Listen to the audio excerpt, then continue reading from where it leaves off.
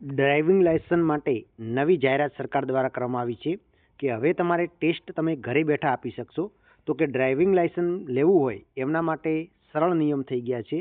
તો learning licence મેળવવાની સંપૂર્ણ જાણકારી અને ડ્રાઇવિંગ લાયસન્સ મેળવવું હોય તો એના માટેની શું પ્રોસેસ છે એ સંપૂર્ણ જાણકારી આપણે આજના વિડીયો અંદર મેળવવાની છે. તો સૌપ્રથમ તો કયા કયા ડોક્યુમેન્ટની જરૂર પડશે, તો તમારે લાયસન્સ મેળવવા માટે શાળા સોળીનું પ્રમાણપત્ર અથવા તો જન્મનો દાખલો અથવા તો પાસપોર્ટ એમાંથી કોઈ પણ એક હોય તો ચાલે.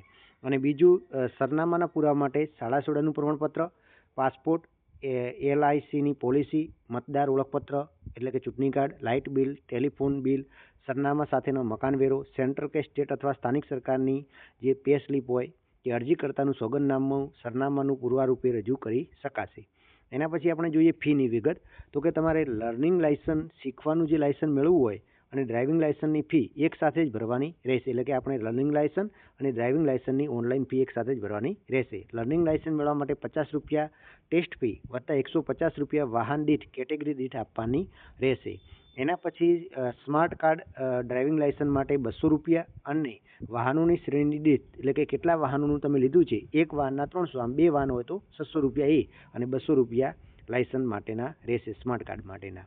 હવે આપણે જોઈએ કે સરકારે શું બદલાવ કર્યો છે. તો કે હવે ઘરેથી જ ટેસ્ટ આપી શકાશે. એટલે કે લર્નિંગ લાયસન્સ મેળવવા માટે કરી અને જે ટેસ્ટ લે છે એ માટે હવે RTOના કે ITI કક્ષાએ જવું પડશે નહીં. એટલે કે RTO જે ટેસ્ટ આપવા ઉપરાંત વધારાનો એક વિકલ્પ પણ તમને મળી રહેશે. એટલે કે ફેબ્રુઆરીથી ઘરેથી જ ટેસ્ટ આપી શકાશે, લર્નિંગ લાયસન્સ મેળવી શકાશે. એટલે કે 15 પ્રશ્નોમાંથી 9 જવાબ સાચા પડે તો લાયસન્સની પરીક્ષા પાસ ગણાશે. બરાબર. હવે આ પરીક્ષા તમે જોઈ શકો છો. તો આના માટેની પ્રક્રિયા શું છે? તો સૌપ્રથમ તો અરજદારે લર્નિંગ લાયસન્સ મેળવવા માટે જે પોર્ટલ છે RTIના પરિવહન પોર્ટલ ઉપર તમારે અરજી કરવાની રહેશે. અને એ પછી પોર્ટલમાં 2 વિકલ્પ જોવા મળશે. એક તમે ઘરે બેઠા ટેસ્ટ આપવાની છે કે કોઈ પણ કચેરીએ જઈને આપવાની છે એ તમારે સિલેક્ટ કરવાનું રહેશે. અને એ પછી તમને ટોકન જનરેટ થશે. એટલે કે ઘરે આપવાની ટેસ્ટ સિલેક્ટ કરશો તો તમે ઘરે બેઠા આપી શકશો, પણ એના માટે તમારો ટાઈમ સ્લોટ ફાળવવામાં આવશે. હવે આ 13 નવી સિસ્ટમ RTI દ્વારા વિકસાવવામાં આવી છે અને સમગ્ર ગુજરાતમાં ધીરે ધીરે લાગુ થઈ જશે. તો હવે તમે ટેસ્ટ આપવા માટે તમે ITIમાં કે RTO કચેરીએ જવાની જરૂર રહેશે નહીં. આરામથી તમે ઘરે બેઠા ટેસ્ટ આપી શકશો. હવે લર્નિંગ લાયસન્સ મેળવવા માટે કમ્પ્યુટર નોલેજ ટેસ્ટ પાસ કરવી જરૂરી બને છે. હવે નીતિ નિયમો, ટ્રાફિકના સાઇનેજ, નિશાન જેવા બધા જ બાબતો વિશે પ્રશ્નો પૂછાય છે. કુલ 15 પ્રશ્નો પૂછાય, એમાંથી 11 પ્રશ્નોના સાચા જવાબ આપવા જરૂરી બને છે. પ્રત્યેક પ્રશ્નના જવાબ માટે 48 સેકન્ડનો સમય મળે છે.